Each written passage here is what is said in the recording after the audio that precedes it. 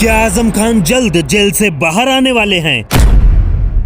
क्या उनकी रिहाई से बदल जाएगा 2027 के विधानसभा चुनाव का पूरा खेल?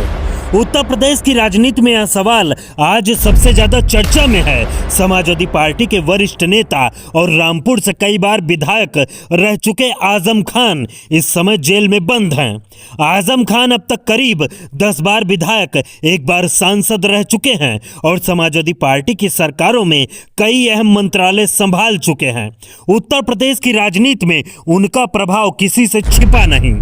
उन पर करीब 80 से ज्यादा मुकदमे दर्ज बताए जाते हैं, जिनमें 2 पैन कार्ड और आधार कार्ड से जुड़े मामले भी शामिल हैं। इन्हीं मामलों में वे फिलहाल जेल में बंद हैं। उनके बेटे अब्दुल्ला आजम को भी अदालत से 7 साल की सजा हो चुकी है। रामपुर से लेकर पूरे पश्चिम उत्तर प्रदेश तक आजम खान के समर्थक बेसब्री से इंतजार कर रहे हैं कि वह कब जेल से बाहर आएंगे। राज्य में पहले पंचायत चुनाव, फिर उपचुनाव और उसके बाद 2027 का विधानसभा चुनाव होना है।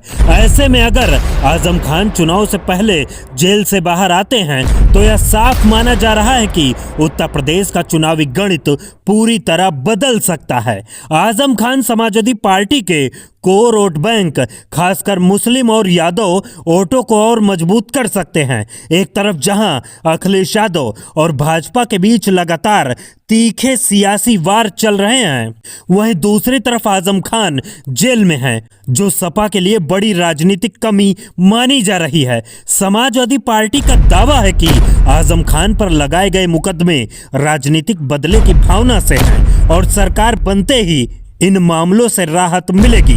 अखिलेश यादव लगातार यह कहते रहे हैं कि 2027 में समाजवादी पार्टी की सरकार बनेगी और सवाल यह भी उठ रहा है कि क्या सरकार बनते ही आजम खान जेल से बाहर आ जाएंगे और उनके ऊपर लगे मुकदमों का भविष्य क्या होगा।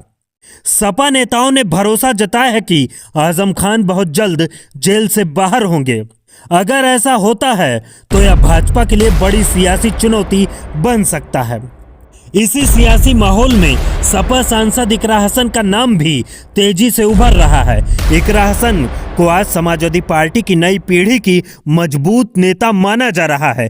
अखिलेश यादव ने उन पर भरोसा जताते हुए उन्हें महाराष्ट्र और मुंबई के निकाय चुनाव में स्टार प्रचारक बनाया था, जो साफ दिखाता है कि पार्टी नेतृत्व उन्हें कितनी अहम जिम्मेदारी दे रहा है। इकरा हसन लगातार भाजपा सरकार पर महंगाई, बेरोजगारी और कानून व्यवस्था को लेकर हमलावर रहती हैं।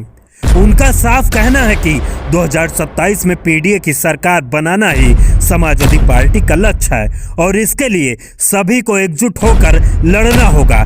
भाजपा पर उनके तीखे बयान अक्सर सियासी बहस का मुद्दा बन जाते हैं। अखिलेश यादव ने इकरा हसन, अफजाल अंसारी जैसे दिग्गज नेताओं के बीच एक नाम हाजी फिरोज खान गब्बर को भी महाराष्ट्र मुंबई निकाय चुनाव में स्टार प्रचारक बनाया था। माना जा रहा है कि समाजवादी पार्टी उन्हें अयोध्या की बीकापुर विधानसभा सीट से फिर से मैदान में उतार सकती है। हाजी फिरोज खान गब्बर ने भी दावा किया है कि 2027 में समाजवादी पार्टी की सरकार बनेगी और अयोध्या की सभी विधानसभा सीटों पर सपा जीत दर्ज करेगी। उन्होंने भाजपा सरकार को महंगाई और बेरोजगारी के मुद्दे पर घेरा और कहा है कि जनता बदलाव चाहती है। वहीं आजम खान को लेकर हाजी फिरोज खान गब्बर ने कहा कि मुझे न्यायपालिका पर पूरा भरोसा है, आजम खान साहब जल्द जेल से बाहर आएंगे। 2027 में पीडीए की सरकार बनेगी और आपको बता दें कि अयोध्या विधानसभा और उसके आसपास की जो हम लोग देख रहे हैं, सारी की सारी सीटें हम लोग जीत रहे हैं। आज हम लोग जब निकल रहे हैं क्षेत्र में, आवाम, पब्लिक, चाहे वो कर्मचारी हो, नौजवान हो, किसी तरह के भी लोग हों, सब लोग ये चाह रहे हैं कि अखिलेश यादव की सरकार प्रदेश में बने और बनेगी। इस बार 100% बनेगी सरकार। ये न्यायपालिका पर पूरा भरोसा है और आजम खान साहब बहुत जल्द जेल से रिहा होंगे, जैसे कि पहले भी हुए थे। इन सबके बीच अखिलेश यादव की रणनीति भी साफ दिखने लगी है। हाल ही में सपा के 37 सांसदों की बैठक हुई, जिसमें नया नारा लगा, 37 जिताएंगे 27। इस बैठक में अखिलेश यादव ने सभी सांसदों को जमीनी स्तर पर मजबूती से काम करने और अपने अपने क्षेत्र की सभी विधानसभा सीटों से जीतने योग्य उम्मीदवारों के नाम सुझाने की जिम्मेदारी दी, ताकि टिकट चयन में कोई चूक न हो और पार्टी 2027 में सत्ता तक पहुंच सके। लेकिन उत्तर प्रदेश का चुनाव आसान नहीं है। एक तरफ भाजपा अपनी पूरी ताकत झोंकने की तैयारी में है, तो दूसरी तरफ मायावती ने साफ कर दिया है कि बहुजन समाज पार्टी अकेले मैदान में उतरेगी, जिससे सपा और भाजपा दोनों की चिंता बढ़ गई है। वहीं असदुद्दीन ओवैसी की AIMIM भी उत्तर प्रदेश में पूरी ताकत के साथ उतरने की तैयारी में है। महाराष्ट्र और बिहार की जीत के बाद अब यूपी पर नजर है।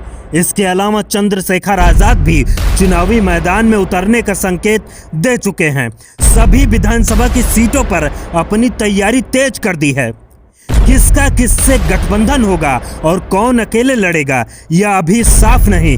फिलहाल सभी दल सत्ता की तैयारी में जुटे हैं। सवाल वही है, 2027 में उत्तर प्रदेश की सत्ता किसके हाथ जाएगी? भाजपा फिर से लौटेगी या समाजवादी पार्टी वापसी करेगी, या फिर कोई नया सियासी समीकरण उभरेगा? राजनीति में कुछ भी असंभव नहीं।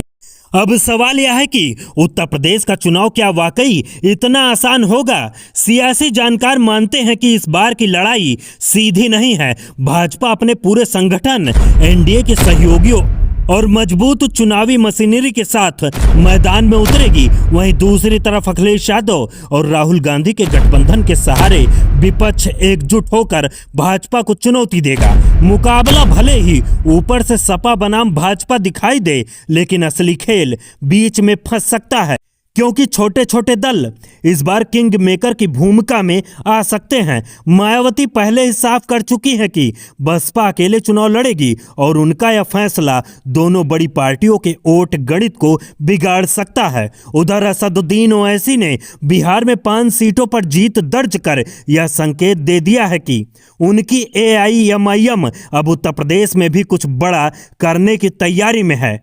अगर ओवैसी यूपी में मजबूती से उतरते हैं तो मुस्लिम वोटों का बंटवारा तय माना जा रहा है, जो सीधे तौर पर समाजवादी पार्टी की चिंता बढ़ा सकता है। ऐसे में 2027 का चुनाव सिर्फ सत्ता की लड़ाई नहीं, बल्कि गठबंधनों, समीकरणों और किंग मेकर दलों की परीक्षा बनता जा रहा है।